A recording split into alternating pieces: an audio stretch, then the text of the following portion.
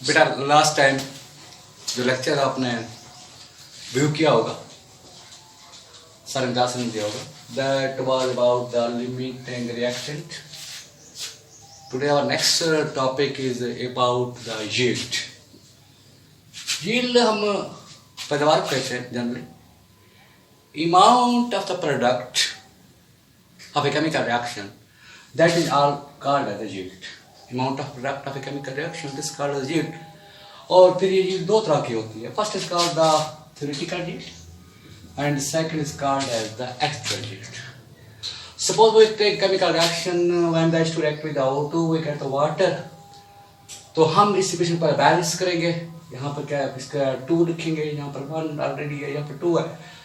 तो याद रहे किसी भी बैलेंस केमिकल इक्वेशन के ये जो कोएफिशिएंट्स हैं बेटे, 2 इसका 1 इसका 2, तो याद करना this tells us about the mole. ये हमेशा हमें मोल बताते हैं.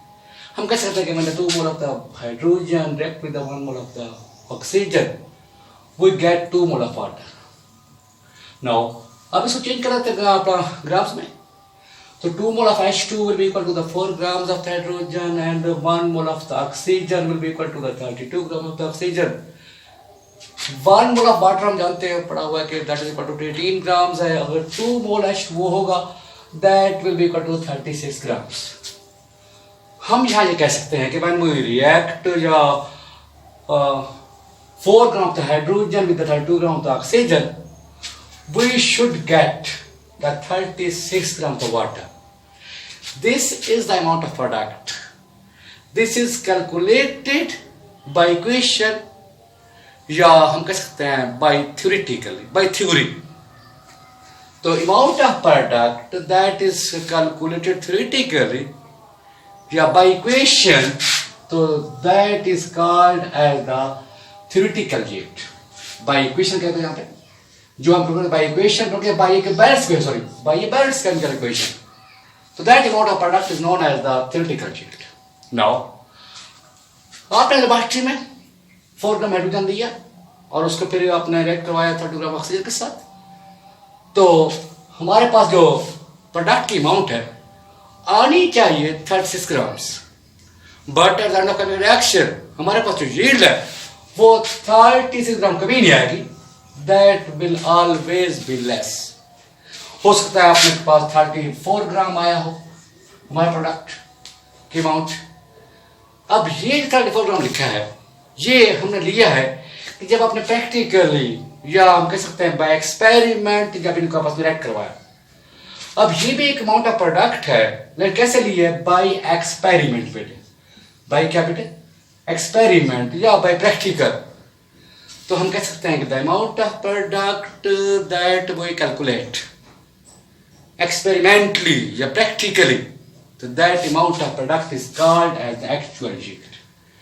अब क्वेश्चन ये है, हमारे पास हमने कहा कि जो ये एक्चुअल यील्ड है दिस ऑलवेज कम्स लेस, ये हमेशा कम आती है बेटे देन द थ्योरेटिकल यील्ड.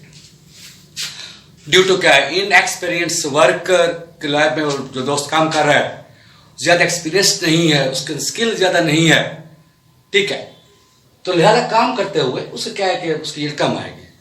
और उस केमिकल रिएक्शन में ठीक है हो सकता है कि जब उसने रिएक्टेंट को ट्रांसफर किया हो, फिल्टर किया हो, या उसने उसको वॉश किया हो, या उसने उसको ड्राई किया हो, एनीहाउ इन तमाम प्रोसेस में जब वो गुजरा, ठीक है, ड्यू फिल्ट्रेशन है, वॉशिंग है, इस सब को हम कहते हैं मैकेनिकल वर्क. क्या कहते हैं बेटे से? इसे कहते हैं mechanical work in the laboratory. तो मैकेनिकल वर्क के वजह से हमारी एक्चुअल यील्ड हमेशा कम आएगी देन द थ्योरेटिकल यील्ड. ठीक, ये तो वर्क है. हो सकता है, इट इज पॉसिबल कि extract with O2 we get the water.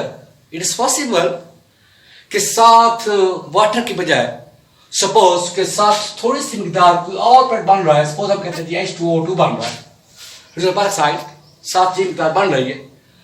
अब हमारा ये प्रोडक्ट था एक्सपेक्टेड प्रोडक्ट, इसे कहेंगे बाय प्रोडक्ट, या कह सकते हैं it is the additional product. तो याद करना कि हमारे एक्चुअल प्रोडक्ट की मिकदार ठीक है, कम होती जाएगी अगर हमारा एडिशनल प्रोडक्ट की मिकदार बढ़ती है। सपोज 36 ग्राम हमारे पास आना चाहिए वाटर, अगर ये बनता है 34, इट मीन्स के 2 ग्राम हो सकता है कि हाइड्रोजन पेरोक्साइड बन गया हो। तो हम कह सकते हैं कि एक्चुअली कम्स लेस। हम रीजन दे रहे बेटे, रीजन क्या है कि वाई, क्वेश्चन कि why actual yields comes less, क्या बेटा, ये कम्स लेस देन क्या थ्योरेटिकल यील्ड। हमने क्या दिया अभी, मैकेनिकल लॉस, फिल्ट्रेशन, वॉशिंग, ठीक है, या ड्राइंग ऑफ सैंपल है, shifting of transfer of sample है, आपने फ्लास्क से बीकर में डाला है, बीकर से आपने किसी डिश में ट्रांसफर किया है, तो हो सकता है उसमें थोड़ा सा लॉस। या हमने कहा देयर में भी formation of some side product, के साइड प्रोडक्ट की फॉर्मेशन भी बेटा हो सकती है, ठीक है। और थर्ड रीजन ये भी कह सकते हैं हमारा जो ये प्रोडक्ट बना है, this product may be unstable, stable नहीं है, कि that after some time this product again converts into the H2 and O2. हम कह सकते हैं कि our chemical reaction may be reversible, और क्या बेटे, may be क्या, रिवर्सिबल भी हो सकता है। तो हमने कहा कि हमारी एक्चुअल हीट कम आती है, रीजन क्या दी, 3 दिए। हमने कहा कि due to the mechanical work में जो लॉस होता है प्रोडक्ट का हो सकता है, या देयर में भी सम एडिशनल प्रोडक्ट फॉर्मेशन, या थर्ड हमने कहा कि द रिएक्शन में बी रिवर्सिबल। तो इन 3 रीजंस की बुनियाद पर याद करें कि actual yield always comes less then क्या बेटा, थ्योरेटिकल यील्ड। अब केमिकल रिएक्शन की एफिशिएंसी, कि कितना एफिशिएंट रिएक्शन परफॉर्म किया है आपने, ठीक, किसी स्टूडेंट ने, उसकी स्किल कितनी अच्छी है, रिएक्शन केम कितने, उसके काम की जो नेचर है या स्किल है कितनी ब्यूटीफुल है, कितनी खूबसूरत है, या कितने ऐसे तरीके उसने काम किया है। तो याद करें कि एफिशिएंसी वर्कर को या केमिकल रिएक्शन की एफिशिएंसी को हम रिपोर्ट करते हैं परसेंटेज में, परसेंटेज यील्ड में, परसेंटेज में रिपोर्ट करते हैं। किस तरह बड़ा, हमारे पास क्या है कि प्रोडक्ट की मिकदार थ्योरेटिकली बाय इक्वेशन आनी चाहिए कितने, 36 ग्राम, लेकिन हमारा कितना प्रोडक्ट का हमने गेन किया, दैट इज 34 ग्राम, कम मिकदार है। तो याद करना, जब भी हम ये कौन सी यील्ड हमारी, this was the actual yield and this was the theoretical yield. Theoretical yield is also called as the expected yield, भी इसको नाम देते हैं। तो जब भी डिवाइड करते हैं एक्चुअल यील्ड को, किसको बेटा, एक्चुअल यील्ड को डिवाइड करते हैं upon the theoretical yield, upon क्या बेटा, थ्योरेटिकल यील्ड बेटा डिवाइड करेंगे, मल्टीप्लाई प्लस परसेंटेज है, मल्टीप्लाई बाई 100, ठीक है। तो इस तरीके से सपोज, ठीक है, एक्चुअली कितने हैं हमारे पास, वही एग्जांपल कि हमने कहा 34 ग्राम पानी बना है, प्रैक्टिकली बनना कितना चाहिए, थ्योरेटिकली 36 ग्राम, मल्टीप्लाई बाई क्या है, 100 है। सपोज आपका आंसर 98.3% आता है, तो हम कह सकते हैं कि जो वाटर की फॉर्मेशन है, जो प्रोडक्ट की जो परसेंटेज है, 100 में से क्या 98% वाटर बना है। सपोज अदर स्टूडेंट्स है, ठीक है, अदर स्टूडेंट उसने भी काम किया, ठीक है, स्टूडेंट ए था सपोज, अब बस स्टूडेंट बी की बात कर लेते हैं, क्या है, स्टूडेंट बी है, अब थ्योरेटिकल यील्ड कितनी है बेटे, 36 ग्राम। स्टूडेंट बी ने जब काम किया तो उसकी जो अमाउंट है वो सपोज ने क्या 31 ग्राम प्रोडक्ट गेन किया, ऑब्टेन किया, सॉरी उसने ऑब्टेन किया 34 ग्राम, एक्चुअल आना चाहिए कितनी, सॉरी थ्योरेटिकल आना चाहिए कितनी, दैट इज क्या है 36 ग्राम। आप जब उसके परसेंट मालूम करेंगे किस तरह बोला, it is equal to actual yield 31 by practical by actual yield कितनी है, प्रैक्टिकली 36 है, मल्टीप्लाई बाई 100। सपोज उसका आंसर आता है 93% वाटर। अब 2 स्टूडेंट्स ने ए और बी दी, स्टूडेंट्स ए ने जो वाटर की परसेंटेज दी है उसने 98% वाटर बनाया मेरे पास, या मैंने जब काम किया। सेकंड स्टूडेंट बी है, उसने भी अपने परसेंटेज रिपोर्ट किया, तो हम उसने 93% वाटर बनाया मैंने, ठीक। अब इन 2 परसेंटेज देखकर यहां पर हम कह सकते हैं जो एफिशिएंट वर्कर है दैट वाज द स्टूडेंट ए, क्योंकि उसकी जो परसेंटेज यील्ड है वो ज्यादा है।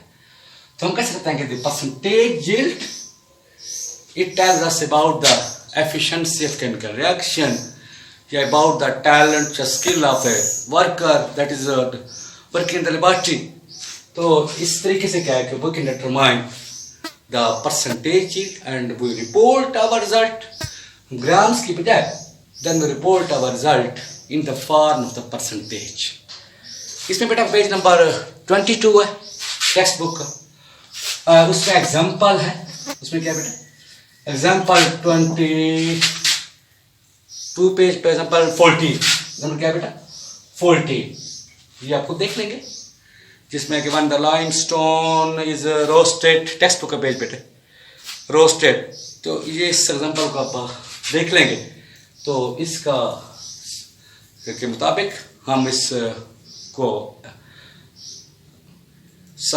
हल कर सकते हैं, इसका सोल्यूशन आ जाएगा हमारे पास। This is about the end of the chapter first, about the basic concept of the chemistry.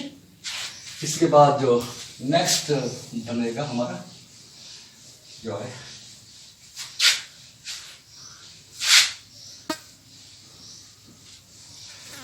Next chapter बनेगा third, that is about the gaseous states, about क्या बेटे गैसियस स्टेट्स। तो फर्दर हमारा जो टॉपिक बनेगा, जो लेक्चर बनेगा, that is about the gaseous state. इसमें हम नए चैप्टर स्टेट्स की बात करेंगे, तो गैसेस की बात करेंगे। चैप्टर गैसेस में हम जानते हैं गैस क्या है, it is a state of matter. इसमें तब हम डिटेल से पढ़ेंगे, लेकिन थोड़ा सा इंट्रोड्यूस कर लेते हैं कि जब गैसेस की बात करेंगे हमारे पास ये 3 स्टेट्स हैं, फोर्थ भी है प्लाज्मा। जो फेमिलियर स्टेट्स हमारे पास हैं, याद करना हमारे पास 3 स्टेट्स कौन कौन से हैं जी।